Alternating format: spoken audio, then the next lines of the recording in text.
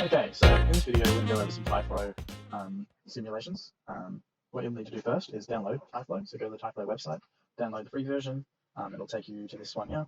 Just got to click download, accept the conditions, and then once you've done that, go into files, go to downloads. It would appear here. Oh, actually, yeah, it would appear here, and then you would go to your program files, and then you go to Autodesk. Go to 3ds Max. Scroll down to plugins,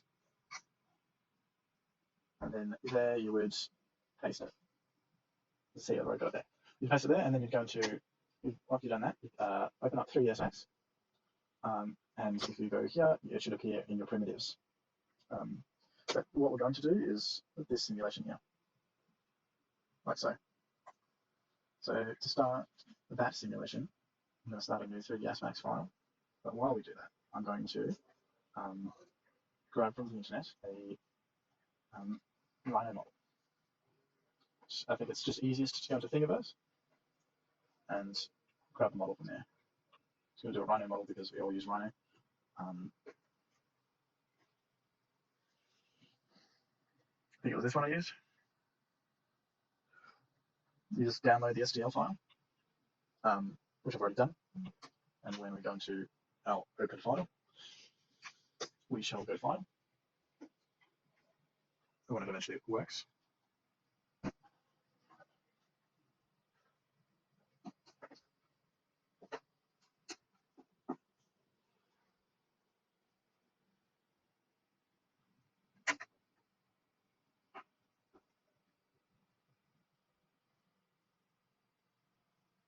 There we go. So go file, import, go to downloads. We're just going to go out the low poly version of the same thing. So it's still an STL file, but it's just going to be a little bit lighter for this purpose of this demonstration. So we'll go OK. There we go, nice and quick. What we do now is go Tyflow, and then we just create that like so. So we've got that Tyflow icon just there, yeah, we can do it. That's good. Then we grab the box like so, and then what we shall do is go to modify. Oh, actually, we can turn this into an editable poly. So that means we can just grab onto the face, and we're going to set animation, set it to auto, hit set key, move it all the way to the other side, and then we're going to move this across, turn that off. Oh, set key, turn it off. So now that we can, as this moves along, it'll cover the rhino. So we'll just set it to there for now. Turn that off, and then we'll. What we're going to do now is select the Tyflow symbol and then open the editor. So to create randomized geometry and fluid geometry, or in our case, dissolve a rhino or assemble a rhino out of seemingly nothing. So what we want to do is click onto birth objects. Delete that one. And then what we need to do is reference. So we need to pick an object, and then we'll just pick our rhino here, low poly rhino, and then after that we will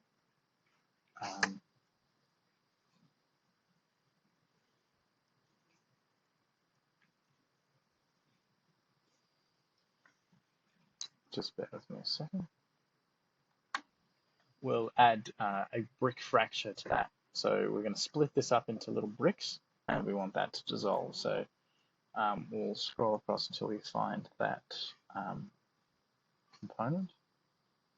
Brick fracture, there we go. And we're going to add it to this one here. And so this means that we can change the size and the length of the bricks. So we're just going to make this maybe like, I made it 5 centimeters before, that seems about right. And that height 5 centimeters. And then what we can do now is come over to mortar and enable that to add some detail and variation to the brickwork. The brickwork in air quotes, obviously. And then what we can do is we need to scale this down. So we need to make this disappear at this point. So like we have this the box, and as that moves across, we need to make it reappear again. So in order to do that, we need to scale the thing down. So we essentially scale it to 0 with this scale thing here. We drop it in there, and if we come over here, we set these values to 0. And then just go enter. And so now our rhino should have disappeared.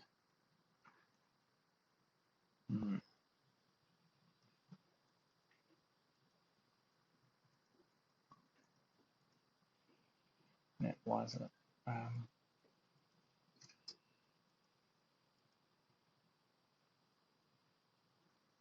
Enabled exclusions. Oh. Okay, so what we need to do is the scale, we need to set it to absolute and then change all these values to 0. So now that when we go into this, we will be able to see that the rhino has disappeared, which is handy. And in the brick fraction, we need to change some stuff. Oh no, actually we don't. Then what we need to do is go to get a surface test.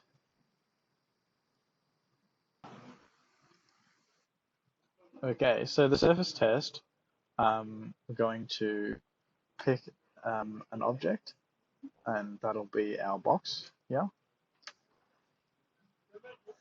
And then if we go back to our thing here, we can see that's been selected.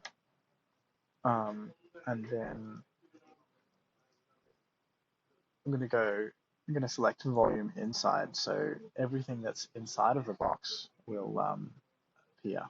So it'll if anything that's inside that box, it'll dissolve or merge into geometry, which is cool.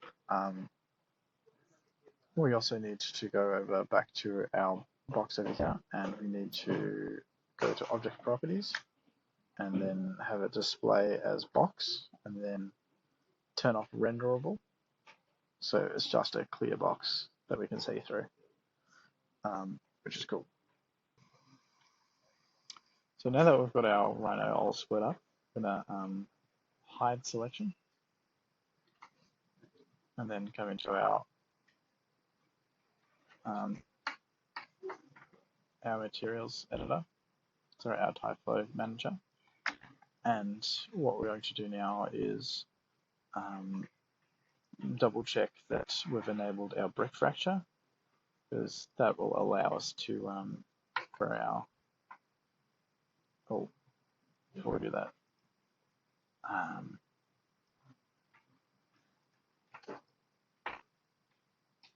we need to actually add our scale factor. So we need to scale it back up, because at the moment it's quite small. So we'll go to scale, pull this here, inherit, we will go absolute back to its original size, connect that bad boy up, and then if we come back over to our tab, it should reappear, like so. There we go. If we change it to edge faces, it will show up like this. There we go. And now what we want to do, because it's quite flat, we're going to add some variation in it. Do that by adding a time tester, or a time test. And this will allow for the geometry to kind of have that dissolved effect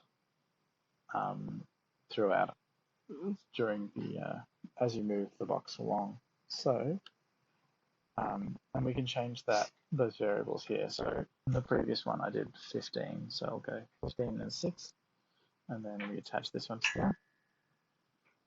and then this one to here. And so if we look at that now, we press play on the simulation. There we go. Just like that, we have an appearing rhino.